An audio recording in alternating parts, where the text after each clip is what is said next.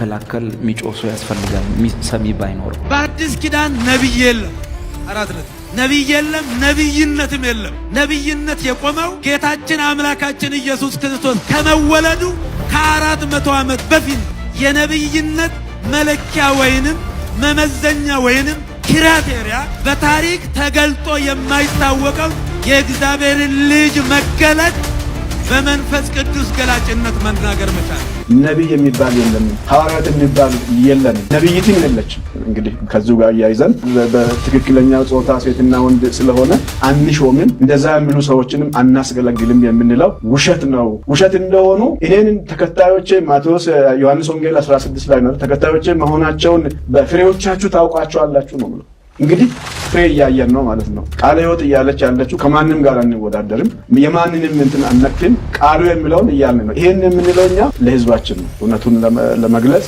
ማንንም ለመኮነን እንትን ለማለት ሳይሆን በቃሉ ህዝቡ መመለስ ወደ ቃሉ መመለስ አለበት ያስተምሮ ንጽህና መመለስ አለበት ማን ስለሆንክ ነው ስለኛ መግለጽ አሁን ኢትዮጵያ ውስጥ ያለው ሐዋርያቶች ናቸው አይደሉም አንዳቸውም አይደሉም ብታምኑም ባታምኑ አትቀበሉም ብትፈልጉ አንዳቸውም ሐዋርያ አይደሉም ግፍና መጽ እየበዛ ሲመጣ ሚከታመት ሰጠው አሁን ምትለው ሰሞነኛ ሐዋርያና ነብይ አናምንም እንዲያንንም አንሾም ምናምን ሚሉት ቤተ እምነቶች እነኚህ ቤተ እምነቶች ደጋፊዎች ካውንስል ላይ መሪዎች ፕሬዝዳንት የነበሩ ለምድሪቱ የወንጌል ጉብኝት ለሁላችን መነሳት አሁን ቀደም ላልኩ እኔን ለማበረታታት ፕሬዝዳንቶቻቸው ነው ሲሰሩ የነበሩት አሁን እድሉን ሲያገኙ የግል አጀንዳቸውን የቤተ እምነት አድርገው ከዛ በኋላ ደግሞ አገራዊ ወይንም የአገር ኃላፊነት አስመስለው ማምጣት ይሄ ግለሰብ ጉዳይ ነው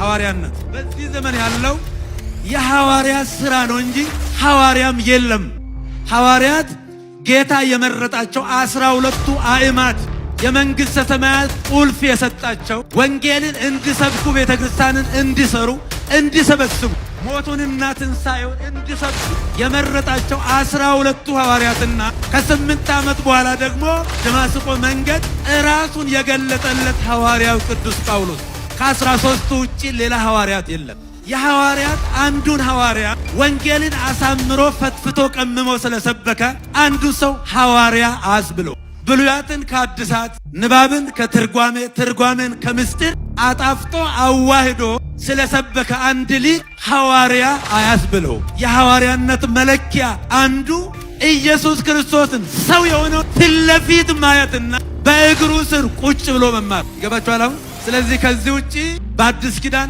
የሐዋርያት ሥራ ወንጌልን መስበክ ክርስቶስን መስበክ ይሄ ነው ያለው እንጂ ሐዋርያንትና የሚባል ነገር የለም ቤተክርስቲያን አታውቁም ምክንያቱም 72 አርድእት ነበሩ እነሱን ሐዋርያት አላረጋቸው ታስተውሉ እንደሆነ ማቲያስ ሲተካ እነ ዮሴፍ ሌሎች ነበሩ ለምርጫ የቀረቡ ነገር ግን እጣው ለማቲያስ ነው የወደቀው ለምን ማቲያስ በትክክል ከጌታ እግር ስር ቁጭ ብሎ ይማር ስለነበር የሐዋርያት የነቢያት የሐሰተኞች ጉዳይ በአዲስ ኪዳንም የነበረ የቀጠለ ነው እኔ ግን እስከማስታውሰው ድረስ ሰዎችን ሐዋርያ ብሎ መሾ የተጀመረው ብዙ ሩቅ ጊዜ አይደለም ሀገራችን እኛ ስናድግ እኔ ሐዋርያ የሚባሉ ሰዎች አልነበሩም በኋላ የሆነ ጊዜ አንድ ሰው ማቀው ነበር ከዛ ሌላም አንድ ታዋቂ ሰው ሐዋርያ ተባለ እያለ አሁን በሐዋርያ በጣም እየሰፋ መጣ ትንቢት መናገር አዲስ አይደለም ትንቢት በፊትም ትንቢት የሚናገሩ ሰዎች ነበሩ ግን ነብይ ብሎ መሾም ወደዚህ የመጣ ነው አሁን በጣም እየተስፋፋ ነው በኤቭሪ ኮርነር ነብይ የሚባሉ ሰዎች እየበዙ ነው። ስለዚህ ይሄ ነገር ሁለቱ ላይ ፎከስ ያደረግንበት ምክንያት ለዛ ነው። መጽሐፍ ቅዱስ ውስጥ ሐዋርያነት 3 ጎን ነው። የእምነታችን ሐዋርያ፣ የበጉ ሐዋርያትና ምርጥቅ ሐዋርያ 3። ከዚህ ውጭ እንግዲህ አራተኛ የለም። ከየት ውስጥ እንመድባለን? አጣን። ቢኖር እኮ አራተኛ እንመድባቸዋለን። ያለው ግን የእምነታችን ሐዋርያ ብዛት 1፣ ስሙ ኢየሱስ ክርስቶስ፣ ጥቅስ ዕብራውያን ምዕራፍ 3። ሌሎቹስ የበጉ ሐዋርያት ብዛት 12። ጳውሎስ እንኳን እዛ ውስጥ መግባታችን፣ ይሁዳ እንኳን ቢወጣ ማቲያስ ነው የሚገባው እንጂ ጳውሎስ መግባታችን። ለምን? የበጉ ሐዋርያ ለመሆን መስፈርት አለው። ምንድን መስፈርቱ? ኢየሱስ ከተጠመቀበት ቀን እስካረገበት ቀን አብሮ የወጣ የገባ ያየ ሰው፣ ሲጠመቅም ሲያርግም ያየ ሰው። ሐዋርያት ሥራ ምዕራፍ 1 አይደለም? ሲጠመቅ አንስቶ እስኪያርግ ከኛ ጋር ከነበሩት አንዱን ተብሎ ማቲያስ ገባ። ሌላ ሰው መግባት፣ ጳውሎስ እንኳን መግባት። 3ኛ የአሕዛብ ሐዋርያ ወይንም ምርጥቃ ቁጥር ብዛት 1። ማነው ስሙ? ሐዋርያው ጳውሎስ። በቃ አራተኛውን የትን መድቦሽ ቢኖር እኮ እንመድባለን። እንደውም ጥሩ ነው፣ ለኔም እዛ ውስጥ ገባ ነበር። የለምና ምን ውስጥ እንመድብ? ስለዚህ የዘመኑ ሐዋርያ ብለን መመደብ እንችላለን። በ5 ኦፊሶች ውስጥ ያሉት 2ቱ ሐዋርያነትና ነቢይነት አሁን ያለው በጸጋ ስጦታ ለአካሉ ለአጥቢያ ማነጫ የሚሆኑ የትንቢት ዘርፎች 2 አይነት ናቸው። ማለት ወንጌላውያን አብያተ ክርስቲያናት ውስጥ ነን ካላችሁ የእነሱን ዓለም አቀፍ አስተምሮ ማወቅ ጥሩ ነው። የ5 ኦፊሶች ውስጥ ያሉ ሐዋርያነትና ነቢይነት ለአንድ ነገር የተሰጠ ነው። ዓላማ ነበረው። ዓላማውም ያን ጊዜ ክርስትና አዲስ ሃይማኖት ነው። ስለዚህ የአዲሱን ሃይማኖት መሰረት መጣል ነው የሐዋርያትና የነቢያቱ ስራ። በእነሱ መሰረት ላይ ሐዋርያትና ነቢያት በሰሩት መሰረት ላይ ነው የታነጸ። ጳውሎስ እኛ መሰረት መስርተናል፣ ሌላው በዚያ ላይ ያነጽ። ማንም መሰረት እንዳይመስል ዛትሚስ ሐዋርያ የሚባል የለም። ሐዋርያነት ያገለግለው መሰረት ለመጣል። መሰረት መጣል ማለት አጥቢያ ቸርች መትከል አይደለም። ዶክትሪን 27ቱን የአዲስ ኪዳን መጽሐፍትና አስተምሮ ለመጻፍ ክርስትና አዲሱ ሃይማኖት ይሄ ነው ብሎ ለማለት። ሐዋርያነት መሰረት ለመጣል ነው። መሰረት ለመጣል ሐዋርያነት አገልግሎቱ መሰረት መጣል ነው። ዶክትሪን ተጽፎ አልቋል። አንድ ሰው ሐዋርያ ለመባል ማሟላት የሚገባቸው መስፈርቶች አሉ። ሐዋርያ ለመባል ማሟላት የሚገባቸው መስፈርቶች አሉ። ግፍና መጽ እየበዛ ሲመጣ የሚከላከል የሚጮህ ሰው ያስፈልጋል፣ ሰሚ ባይኖርም መስፈርቶች አሉ ሐዋርያ ለመባል። እሱ ተነስቶ ሐዋርያ ነኝ ሲል ሲጀምር ሐዋርያ የሚለው ቃሉን ብቻ መውሰድ። ሐዋርያ አልከኝ እኔን ጥሩ ሐዋርያ ምን ማለት ከዛ ይጀምራል። ዝም ብለው እኮ መለጣጠፍ አይደለም። ያነሳህ በቃ ባዲ ሲኒየር ፓስተር እሱ ደግሞ ስለሚወደኝ አፖስትል ጎረምሶች እያመጡ አፖስትል ምናምን ያሉ የሚሾሙትን የዚህን ሀገር ጎረምሳ ፓስተሮች የምታውቋቸው በማርያም ንገሩልኝ። ዳዊት እንዳለ ብላችሁ ንገራችሁ። እግዚአብሔር እንዳለ አልልም። አይነን ጨፈኛ እግዚአብሔር እንዲላል አለ። ሐዋርያ አልከኝ። እሺ ሐዋርያ ምን ማለት ነው? ሐዋርያው ዳዊት ሐዋርያ ምን ማለት ከፍቺው እኮ እንጂ ዝም ብሎ ነው። ቆይ እኔ ዝም ብዬ አሁን እሱን ሄጄ ኮሎኔል ብለው መመር ኮሎኔል ምን ማለት ነው ተብሎ ይተረጎ። ኮሎኔል ማለት የጦር ትምህርት ያለው ጦር የተማረ የተዋጋ የሚያዋጋ ደም ያፈሰሰ ደም ያፋሰስ ደም ለማፍሰስ የተዘጋጀ ማለት። ስለዚህ ኮሎኔል ብለው ችግር የለውም፣ ግን ኮሎኔል መሆን አይችልም ነው እኮ ችግሩ። ሐዋርያ ብትለኝ መባባል ይቻላል። ዛሬ የሚያገለግለን አፖስትል ዴቭ ነው። እስቲ ወገኖቼ ዝም ብሎ ሰው አይደል የመጣው አፖስትል ነው። አሜን። ዝም ብለ ቆመ ተቀበለኝ። አሜን። እኔን ሙቀት መፍጠር ይችላል፣ ግን እስካሁን ሐዋርያ አይደለሁም እንዴ ያለውን እኮ መሆን አትችል። ሐዋርያ ማለት የቃሉ ፍቺ ሆረ ከሚለው የግዕዝ ግስ የወጣ ነው።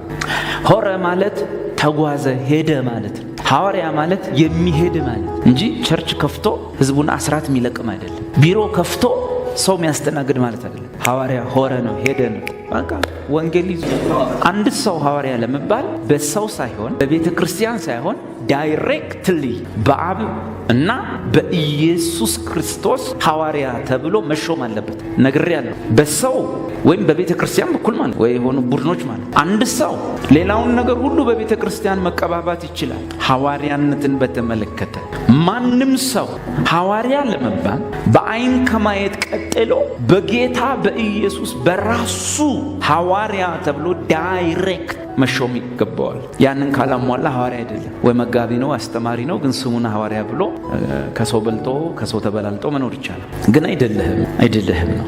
ነው የቆሮንቶስ ሰዎች ጳውሎስን ክርስቲያን ማነው ሐዋርያ አይደለህም ያሉት ሌላ ምክንያታቸው። ሌሎቹም እንደዚሁ ኢየሱስ መቼ ሾመ? ኢየሱስ ካልሾመ ሐዋርያ ነኝ ማለት አትችልም። ምን እንዴት ሾመ? ገላትያ 1:1 ምን አለ ጳውሎስ? በኢየሱስ ክርስቶስና እሱን ከሙታን ባስነሳው እግዚአብሔር አብ ሐዋርያ የሆነ እንጂ ያዙልኝ ከሰው ወይንም በሰው ያልሆነ። ኦኬ አሽሙሩን ስሙ። ምን አይነት ሐዋርያነት አለ ማለት ነው? ከሰውና በሰው። ይኸው የምታዩት ለ1900 ዓመታት የመጨረሻው ሐዋርያ ዮሐንስ ከሞተ በኋላ ማንም ሰው ሐዋርያ ተብሎ ተጠርቶ አያውቅም። በ2000 አሁን ስንት ነው? ጉድ ነው የሚሰማው። ለ1900 ዓመታት በቤተ ክርስቲያን ውስጥ ማንም ሐዋርያ ተብሎ አያውቅም። ሁሉም በየሰፈሩ ተጠራርተዋል። ጳጳስ፣ ሊቀ ጳጳስ የተባለ በእግዚአብሔር አብ ሐዋርያ በኢየሱስ ክርስቶስ ከሙታን ባነሳው በእግዚአብሔር ሐዋርያ የሆነ እንጂ ከሰዎች ወይም በሰው ያልሆነ። ስለዚህ ሐዋርያ ነኝ ስትል ማን ነው ሐዋርያ ያደረገ? ቸርች ዞር በል፣ ጓደኞቼ ዞር በል፣ ራሴን ዞር በል። እሱ ከሰው ወይም በሰው ነው። መመርመሪያው ነው። ሐዋርያት ያልሆኑትን መርምረህ እንዳወቃቸው አውቃለሁ። ለምን? ከሰው ወይ በሰው ነው የተሾሙት። ጳውሎስ ግን ሐዋርያ ነው። እንዴት ሲባል በኢየሱስ ክርስቶስ ከሙታን ባነሳው በእግዚአብሔር አብ ሐዋርያ ይሆን እንጂ ከሰዎችም በሰው ያለ። ማንኛውም ሰዎች ሐዋርያት ብለው ሲሾሙት እየተሰራ ያለው ቲያትር ነው። ትልልቅ ሰዎች ሁሉ አንድ ሰሞን ላይ ጀመሩ ሐዋርያ የሚለውን ሹመት፣ በኋላ ድምፃቸውን አጠፉ። ለምን? ሲመረምሩ እፍረት ተሰማቸው። እነሱ አፍረው ዝም ሲሉ ጎረምሳው የሰፈር ሁሉ ተቀባበሉ። ምን ነው ሲባል የግድ 5 ኦፊሶች የግድ የሚል። ለምሳሌ እቺ ቤተ ክርስቲያን ሐዋርያቶች አሉን፣ ግን በህይወት የሉ። ለምን? በህይወት መኖራቸው አያስፈልገንም። ለምን? ድሮም በህይወት በነበሩ ሰዓት በህይወት መኖራቸው አይደለም የሚፈልገው፣ ትምህርታቸው ይሰማል። ሐዋርያት ሥራ ምዕራፍ 2 ቁጥር 42 ምን ይላል? በሐዋርያት ትምህርት ይሰበሰቡ ነበር። በማን ትምህርት? በሐዋርያት ትምህርት። ስለዚህ ሰው የሚሰበሰበው ሐዋርያትን አይናቸውን ሊያይ ነው። ወገቤ ላይ ጫኑ፣ እጄ ላይ ጫኑ ሊል ነው። ትምህርታቸውን ፈሉ እና የሐዋርያት ትምህርት አለ እንዴ? ተጽፏል። መጽሐፉ ተጽፏል። መሰረት ተጥሏል። ሶስተኛ መስፈርት፣ አንድ ሰው ሐዋርያ ከተባለ የአንድ አጥቢያ ቤተ ክርስቲያን ላይ አይደለም ስልጣን ያለ። አንድ ሰው ሐዋርያን አውቶሪቲ አለኝ ካለ አንድ ሐዋርያ የተባለ ሰው በአንድ አጥቢያ ላይ ወይ በሱ በመሰረተው ቸርች ላይ ወይ በሙሉ ወንጌል ላይ ወይ በቃለ ሕይወት ላይ አይደለም ስልጣን ያለው። አንድ ሰው ሐዋርያ ነኝ ካለ ባለ ሙሉ ስልጣን ወይም አውቶሪቴቲቭ ይሆናል። ምን ማለት ነው? ሐዋርያነት የጸጋ ስጦታ ብቻ አይደለም። የጸጋ ስጦታ የሚባል ነገር ሳይመጣ በፊትም ሐዋርያነት ነበር። እኛ እኮ የጸጋ ስጦታ አድርገነው ነው የተቸገረው። ለምሳሌ ኢየሱስ ሐዋርያት አድርጎ 12ቱን የሾማቸው መቼ ነው? የበዓለ ሃምሳ በኋላ ነው? በፊት ገና ሳይሞት መንፈስ ቅዱስ ሳይወርድ ስጦታ ሳይጀመር የጸጋ ስጦታ ሳይከፋፈል ኢየሱስ 12 ጠርቶ ሐዋርያት ብሎ ሾማቸው። እንዲና እንደዛ እንዲያደርጉ ስልጣን፣ አውቶሪቲ። ሐዋርያነት ከሌሎች የጸጋ ስጦታዎች ይወጣል። ለምንድን የሚወጣው? ምን ጭምር ነው? አውቶሪቲ ነው። ስለዚህ የአንድ ሐዋርያ ነኝ ካለ ማለት ነው አውቶሪቲው በሁለት መንገድ መገለጥ ካልቻለ ሐዋርያ አይደለም። ዝም ብሎ ደከመ፣ ጓደኞቹም ደከሙ። እንዴት? ሐዋርያነት የጸጋ ስጦታ ብቻ ሳይሆን ምንድነው? አውቶሪቲ ነው። ሐዋርያ ነኝ ያለው የሰፈር ጎረምሳ አውቶሪቲ ካለው እስቲ መጥቶ እኔን ያስቆመኝ፣ ለሰይጣን አሳልፌ ሰጥቻለሁ እስቲ ይበለኝ። አውቶሪቲው የአንድ ሰው ሐዋርያነት በአውቶሪቲ ነው የሚገለጠው እንጂ በፎቶ አይደለም። አፖስትል ሐዋርያው በዚህ አይደለም የሚገለጠው። ሐዋርያነት የሚገለጠው አውቶሪቲ ነው። አውቶሪቲው በሁለት መንገድ ይገለጣል። በምን? አንደኛ አንድ ሰው ሐዋርያ ከሆነ በዓለም ላይ ባሉ የትኞቹ አጥቢያ ቤተ ክርስቲያኖች ላይ ባለሙሉ ስልጣን ያገባዋል። ማንም ቸርች እኛ ቸርች አይደለም እንዳትመጣብን ማለት አይችልም። ጳውሎስን ሐዋርያ አይደለም ምን አገባው እኛ ቸርች ምን አመጣው ሲሉ እንዲህ አለ፣ እመጣለሁ። አትመጣም አላችሁኝ? እመጣለሁ። ስመጣ ደግሞ በትር ይዤ ነው የምመጣው። ምን በትር። ከዛ ምን አለ? የሐዋርያነቴ ምልክት የሆኑ ነገሮች ሁሉ በእኔ ላይ አለዋል። ምን ሲባል? ዱላ፣ አውቶሪቲ። ከዛስ እኛ ቸርች አይደለም የኛ አባል አይደለም እንዳይመጣ እዛ ቸርች ነው እዚህ ቸርች ነው ሲሉት እመጣለሁ። አንዱ አውቶሪቲ የሚገለጠው አንድ ሰው ሐዋርያ ከሆነ አጥቢያ ከፍቶ የራሱን ቸርች ታፔላ ለጥፎ ህዝቡን ማለብ አይደለም። በአጥቢያ ቤተ ክርስቲያኖች ሁሉ በሚፈጸም የዶክትሪንና የተግባር ስህተቶች ሁሉ ላይ ባለሙሉ ስልጣን ነው። ማንም አይፈቅድለትም፣ መንግስት አይከለክለውም፣ ቸርቾች አይከለክሉትም። አውቶሪቴቲቭ ነው። ሰማይ ከሱ ጋር ነው፣ ይሄዳል። ሙሉ ወንጌል አይደለም ውጣ ሲሉት አይደለሁም፣ አንተን አንቺን ለሰይጣን አሳልፌ ሰጥቻለሁ፣ ቻው። አውቶማቲካሊ ሰዎቹ በቅጣት ስር ይወድቃሉ። የትኛውም ቸርች ውስጥ በትር ይዞ ገብቶ የማስተካከል መብት አለ። እኛ እኮ ልክ እንደኛ የሆነ አጥቢያ ቸርች ከዛ ቢሮ ኮምፒውተር ላይ ቁጭ ብሏል ሐዋርያ ነው። አስር ሰው ህዝብ 10 አባል የለው መጋቢ ነው። ምንድነው? እረኛ ነው። በግ በሌለበት እንዴት እረኛ ትሆናለህ? እየሰማችሁ ነው? ሁለተኛው የአውቶሪቲ መገለጫ በደም ስሙ። አንድ ሰው ሐዋርያ ነኝ ካለ አውቶሪቲ የሚገለጠው በምንድነው? በሚጽፋቸው ጽሑፎች። አንቡ መጽሐፍ ቅዱስ። አንድ ሰው ሐዋርያ ከሆነ የሚጽፋቸው ጽሑፎች በሙሉ አውቶሪቴቲቭ ናቸው። ስለዚህ ያቺ ጻፋ ጽሑፍ አንደኛ ከመጽሐፍ ቅዱስ ጀርባ 67ኛ ሆና ትገባለች። ሌላም ሲጽፍ 68። ከዛስ የሐዋርያው በቀለ መልእክት ወደ ጂማ ሰዎች ምዕራፍ 9 ቁጥር 1 ተብሎ ይገባል። እንደዚህም ብሎ ሐዋርያ አፖስትል ፓስተርነት ሁሉም ሲሆን ሰለቸንና ደሞ አማረን፣ ደሞ አዲስ ነገር አማረን። ፓስተር የሆነውም ያልሆነውም ፓስተር ሆነ ድሮ። አሁን ሰለቸን። ምንድነው እሱ ሲባል ይጎርም ሰው ፓስተር እንተራል እዚ ፓስተር ሁሉም ፓስተር ሲሆን ደሞ አሁን ምን እንዳማረን አናውቅም። ሰሞኑን አፖስትል ነው። ስለዚህ ከኛ ጋር የጌታ እራት የምትቆርሱ ሰዎች ከየትኛውም አመጽ ጋር ስለማንካፈል ከአጋንንት ማዕድና ከጌታ ማዕድ መካፈል አትችሉ። ከዛ ከነውራችሁ ጋር ካሳፋሪው ነገራችሁ ጋር እዛው መቅረት። በለጠፈው ቁጥር ከስሩ ዘማን ኦፍ ጋድ፣ በማግስቱ በአማርኛ የእግዚአብሔር ሰው እንትና፣ በማግስቱ ፕሮፌት እንትን በእንትን የተቀባው ስጋ ነው የምታየው። ስጋ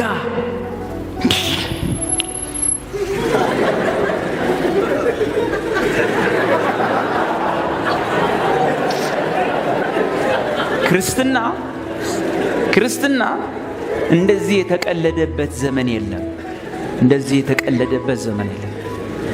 ጳውሎስ እንዲህ አለ፣ ማንም ሰው የቤተ ክርስቲያን መጋቢውም አገልጋይ ቢሆን በድሮ ቋንቋ በመጽሐፍ ቅዱስ ቋንቋ ጳጳስ መሆን ኤጲስቆጶስ መሆን ቢፈልግም ሽማግሌ መሆን ቢፈልግ መልካም ተመኘ ይላል። ለምን ድሮ ላይ ክርስቲያን መሆን ሁሉም ይፈልጋል፣ ግን የቤተ ክርስቲያን መሪ መጋቢ ሐዋርያ ፓስተር ምናምን መባል ማንም አይፈልግም። ለምን? አደጋ ነበረው። ድሮ ክርስቲያኖቹ የተሽለኮለኩ ሲያመልኩ ወንጀል ስለሆነ ክርስትና ወታደሩ እንደመጣ ማን ነው መሪው ነው የሚለው? ማን ነው እዚህ ውስጥ ፓስተር ምናምን የምትሉት ማን ነው? እሱን ወስደው ነው መወለዱን እስኪ ጠላ ድረስ የሚያሰቃዩት። ስለዚህ ያን ጊዜ ማንም የሚፈልገው የለምና ጳውሎስ ከመሃላችሁ ይህን ነገር ፈልጎ ህዝቡን መምራት ማገልገል የሚፈልግ ሰው ጥሩ ተመኘ፣ መልካም ተመኝቷል አለ። የለም የሚፈልግ። ድሮ መጋቢ ስትባል ቦክስ አምነህ ነው፣ እርግጫ አምነህ እጃቸው የገባህ ቀን እንደሚሰነጥቁ አምነህ ነው የምትሆን እንጂ እንዳሁኑ ጠበቃ መስለ ጫማን ቦርሸ ተብለጭልጨ ፈረንጅ አራዳ ላይ እየነጠርክ መሄድ አይደል። ይሄ ነው እውነቱ፣ ይሄ ነው። ስለዚህ አውቶሪቲው በሁለት መንገድ ይገለጣል። አንደኛ በሁሉም አጥቢያ ቸርቾች ላይ ባለሙሉ መብት ነው አንድ ሰው ሐዋርያ ሲሆን፣ ሁለተኛ የሚጽፋቸው መልእክቶች ሁሉ አውቶሪቴቲቭ ናቸው። የኛ አጥቢያ ቤተክርስቲያን ሐዋርያቶች አሉን። ኦሪጂናል ሐዋርያት ናቸው፣ ብራንድ ናቸው፣ በኢየሱስ የተሾሙ ናቸው። በህይወት የሉም። ሙሉ ትምህርታቸውን ግን ትተውልን ሄደዋል። ምን ብለውናል? መሰረት መስርተናል፣ ማንም ሌላ መሰረት እንዳይመሰረት። ሌላው በዚህ ላይ ምን ይበል? ያነጽ። የትኞቹም የጸጋ ስጦታዎች አሁን ለማነጽ ብቻ ነው። ኦሬዲ አስተምህሮ ወይም መሰረቱ ተጥሏል። ስለዚህ ሐዋርያ ነኝ ብትል ምንድን የምትመሰርተው? ምንድን የምትጽፈው? አዲስ መጽሐፍ። አሁን ኢትዮጵያ ውስጥ ያሉ ሐዋርያቶች ናቸው? አይደሉም። አንዳቸውም አይደሉም። ብታምኑም ባታምኑ አትቀበሉ ብትፈልጉ አንዳቸውም ሐዋርያ አይደሉም። ዝም ብዬ ሳንዱን ሐዋርያ ከለ የተባለውን አንዳንዶቹ እኮ ቤስት ጓደኞቼ ነው ሳየው ሐዋርያ አይደለም መጋቢ ነው የቤተ ክርስቲያኑ ወይም ያቋቋመው የሆነ ካለ የዛ አስተማሪ አለቀ። መጽሐፍ ቅዱስ ውስጥ ሐዋርያነት 3 ጎን ነው። የእምነታችን ሐዋርያ፣ የበጉ ሐዋርያትና ምርጥቃ ሐዋርያ 3። ከዚህ ውጪ እንግዲህ አራተኛ የለም። ከየት ውስጥ እንመድባቸው? አጣን። ቢኖር እኮ አራተኛ እንመድባቸዋለን። ያለው ግን የእምነታችን ሐዋርያ ብዛት 1 ስሙ ኢየሱስ ክርስቶስ ጥቅስ ዕብራውያን ምዕራፍ 3። ሌሎቹስ የበጉ ሐዋርያት ብዛት 12። ጳውሎስ እንኳን እዛ ውስጥ መግባት አይችል። ይሁዳ እንኳን ቢወጣ ማቲያስ ነው የሚገባው እንጂ ጳውሎስ መግባት አይችል። ለምን? የበጉ ሐዋርያ ለመሆን መስፈርት አለው። ምንድን መስፈርቱ? ኢየሱስ ከተጠመቀበት ቀን እስካረገበት ቀን አብሮ የወጣ የገባ ያየ ሰው፣ ሲጠመቅም ሲያርግም ያየ ሰው። ሐዋርያ ሥራ ምዕራፍ 1 አይደለም ሲጠመቅ አንስቶ እስኪያርግ ከኛ ጋር ከነበሩት አንዱን ተብሎ ማቲያስ ገባ። ሌላ ሰው መግባት ጳውሎስ እንኳን መግባት። 3ኛ የአሕዛብ ሐዋርያ ወይንም ምርጥቃ ቁጥር ብዛት 1 ማነው ስሙ? ሐዋርያው ጳውሎስ። በቃ አራተኛውን የትን መድቦሽ ቢኖር እኮ እንመድባለን። እንደውም ጥሩ ነው። ለኔም እዛ ውስጥ ገባ ነበር። የለምና ምን ውስጥ እንመድብ? ስለዚህ የዘመኑ ሐዋርያት ብለን መመደብ እንችላለን። የሐዋርያት የነቢያት የሐሰተኞች ጉዳይ በአዲስ ኪዳንም የነበረ የቀጠለ ነው። እኔ ግን እስከማስታውሰው ድረስ ሰዎችን ሐዋርያ ብሎ መሾው የተጀመረው ብዙ ሩቅ ጊዜ አይደለም ሀገራችን። እኛ ስናድግ እኔ ሐዋርያ የሚባሉ ሰዎች አልነበሩም። በኋላ የሆነ ጊዜ አንድ ሰው ማቀው ነበር። ከዛ ሌላም አንድ ታዋቂ ሰው ሐዋርያ ተባለ እያለ አሁን በሐዋርያ በጣም እየሰፋ መጣ። ትንቢት መናገር አዲስ አይደለም። በፊትም ትንቢት የሚናገሩ ሰዎች ነበሩ። ግን ነብይ ብሎ መሾም ወደዚህ የመጣ ነው። አሁን በጣም እየተስፋፋ ነው። በኤቭሪ ኮርነር ነብይ የሚባሉ ሰዎች እየበዙ ነው። ስለዚህ ይሄ ነገር ሁለቱ ላይ ፎከስ ያደረግንበት ምክንያት ለዛ ነው። እና አሁን እዚህ ጋር መልስ ስንሰጥ እኛ አይመቸንም ምናምን ጉዳይ አይደለም። መጽሐፉን ስታነቦ ሐዋርያ የተባሉ የተጠቀሱ ቦታዎች ላይ በሙሉ ሄዷል መጽሐፉ። ሐዋርያ እነማን ነበሩ? በአዲስ ኪዳን መጀመሪያ የሚጀምረው ከትርጉሙ ሐዋርያ ማለት ነው። ሐዋርያ ማለት የተላከ ማለት ነው። አፖስቶሎስ የሚለው ግሪክ አፖስትል ምንድነው? የተላከ ማለት ነው። እና የተላከ ካለ ላኪ አለ። አሁን ጌታችን ኢየሱስ ክርስቶስ የእምነታችን ሐዋርያ ተብሏል። አብ ስለላከው እሱ ሐዋርያዊ አገልግሎት አለው እንላለን። የጌታ ኢየሱስ ክርስቶስ የበጉ ሐዋርያት የሚባሉ 12ቱ ተመርጠው የተላኩ አሉ። ጳውሎስ እኔ ለአሕዛብ ሐዋርያ ተሾምኩ ያለበት አለ። እና ቃሉ በተለያየ አገባብ እየገባ ለምሳሌ ሐዋርያ ጳውሎስ ለአሕዛብ ሐዋርያ እንዳለ ሁሉ ሌሎች ሐዋርያት ተብለው በርናባስና ሳውል ተብለው ሐዋርያ የተባሉበት ቦታ አለ። የጌታ ወንድም ያዕቆብ እንደ ሐዋርያ የተጠቀሰበት ሌሎችም አሉ።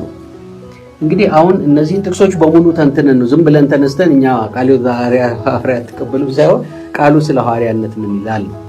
ስለዚህ አሁን ሐዋርያ የሚለውን ስናስብ የሚላክ አለ፣ የላከው አለ፣ የተላከበት ፐርፐዝ አለ። እንደውም አንዳንዴ ቃሉ ለሆነ መልእክት የተላኩ ሰዎችን ሁሉ ያቺ ቃሏ ትገባለች።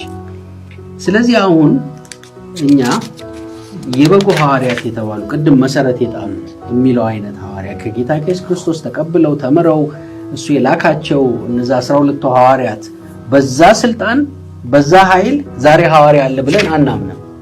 መሰረት የጣሉ ናቸው። ያ ከኢየሱስ ክርስቶስ የተላከ ስፔሲፊክ አድርጎ የመረጣቸው ሐዋርያት ነበሩ። ያ አይነት ታይትል እንደ ሐዋርያው ዮሐንስ አይነት እንደ ጴጥሮስ አይነት ሐዋርያ በዛ ስልጣን መንቀሳቀሰው የሚል ሰው ሊኖር አይችልም። አሁን እነዛ መሰረት ጣይ ስለሆኑ ቃሉንም የጻፉ ናቸው። መንፈስ ቅዱስ ተሞልተው ቃሉን ያስተላልፉል ናቸው። ያ ቢቀጥል ኖሮ ዛሬም ሌላ መጽሐፍ ቅዱስ የጻፈ ሌላ መሰረት የጣለ ያ የተዘጋ ነው። ግን አሁን ሐዋርያ የለም ወይ የሚለውንም ያብራራል። ሐዋርያት ዛሬም ይኖራሉ። ሐዋርያ እንግዲህ ካለ ላኪ አለ ማለት ነው። ቤተ ክርስቲያን ለሆነ አገልግሎት የላከችው ልክ በርናባስና ሳውል ለዩልን ተብሎ ተጸልዮላቸው እንደወጡ የተላኩ ለሆነ ፐርፐዝ የሚሄዱ ሰዎች ሐዋርያ የሚለው ቃል ዛሬ ልንጠቀምበት እንችል ይሆናል። ግን አሁን ችግሩ ምንድነው? ይቺ እነ ጴጥሮስ እና እንትን ላይ ያለችውን አይነት ኦቶሪቴቲቭ የሆነ ነገር ክሌም የማድረግ አዝማሚያ ነው አሁን ያለው። ያን አይነት ፓወር ያለ ያን አይነት ስልጣን ያለው ሐዋርያ የለም፣ መለየት አለበት የምንለው ለዛ ነው። አሁን ሁኔታቸውን ስናይ መስራች ቤተክርስቲያን ባለራዕይና መስራቹ ምናምኑ ፈላጭ ቆራጩ አድርጎ የሚሾው ከዛ የመጣ ነው። ግን መጠየቅ ያለብን ማን ላከ መባል አለበት። ተነስቶ ጓደኞቹን ሰብስቦ ኬክ ቆርሶ ሐዋርያ ነኝ ካሁን ጀምሮ በማለት ሐዋርያ ሊኮን አይችልም። የላከው አካል ያስፈልጋል። ወዴት ነው የተላከው? ሄዶ ምን አረገ?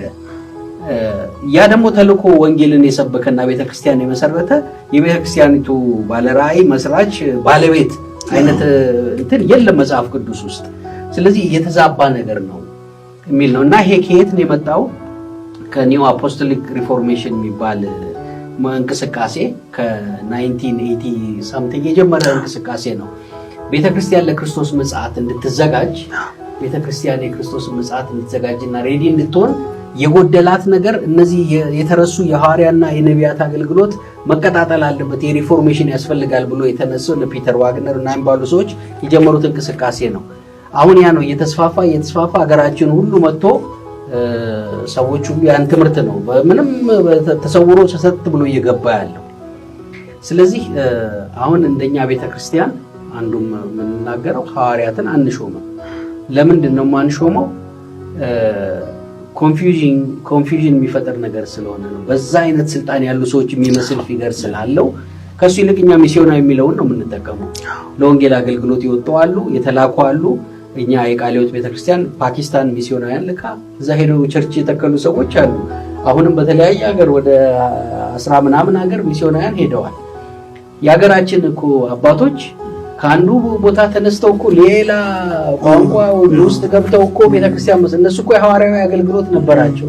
ቃለ ሕይወት ይህንን አታምንም ሳይሆን በዚህ አሁን በፓኬጅ ተደርጎ ኦፊስ ተብሎ ምናምን በሚሄደው ነገር ነው ማንቀበለው እንጂ ተልኮ የጌታን ቃል ተብሎ ሰብኮ ወንጌልን ተቸርች የሚተክሉ ሰዎች አሉ። የአገልግሎቱ አለ። ግን በዚህ በኦፊስ ተብሎ ባለቤት ተብሎ እንደው ልዩ እንትን ሆኖ ሁሉን የሚቆጣጠረው አይነት አጠቃቀም መጽሐፍ ቅዱሳዊ ነው ብለን ስለማናምን ነው ዛሬ ሐዋርያ ማንሾመው። ስለ ነቢያትም አንዱ ያነሳነው ነገር ነው። ነቢያት ነበሩ። በብሉይ ኪዳን ያለውና አዲስ ኪዳን ይለያያል። በብሉይ ኪዳን የነበሩ ነቢያት እውነተኛ የእግዚአብሔር ቃል ይመጣል፣ የሰራዊት ጌታ እግዚአብሔር እንዲህ ይላል ይላሉ። ያ ቃል የእግዚአብሔር ቃል ነው፣ በመጽሐፍ ቅዱስ ሬኮርድ ይሆናል እና በዛ አይነት ስልጣን ከአፋቸው የሚወጣው ቃል የእግዚአብሔር ቃል ነው ብለን በአዲስ ኪዳን ለመቀበል አንችልም። ምክንያቱም ትንቢትን አትናቁ ይላል፣ ግን በሁሉም መዝኑ ነው የሚለው። ተመዝኖ የምንቀበለው ነው አሁን ያለው። በብሉይ ኪዳንም ቢሆን ሐሰተኛ ነቢያት ነበሩ።